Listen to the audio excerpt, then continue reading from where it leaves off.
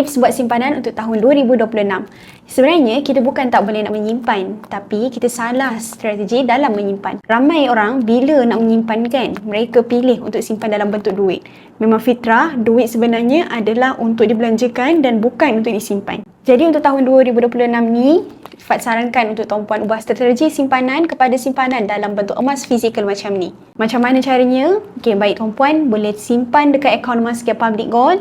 Akaun Gap ni sangat sesuai untuk semua orang. Kita boleh bermula menabung dalam bentuk emas serendah RM100 dan konsep simpanannya sangat fleksibel. Dengan akaun emas Gap ni, kita boleh tambah simpanan kita pada bila-bila masa sahaja dan berapa pun yang kita nak.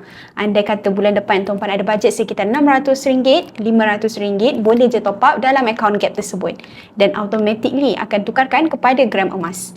Jadi kalau tuan-puan berminat untuk mulakan simpanan dalam bentuk emas dan ubah kewangan ke arah yang lebih baik untuk tahun 2026 ni, boleh terus saja klik link di bio Fight untuk Fat bantu tuan-puan dengan sebaiknya.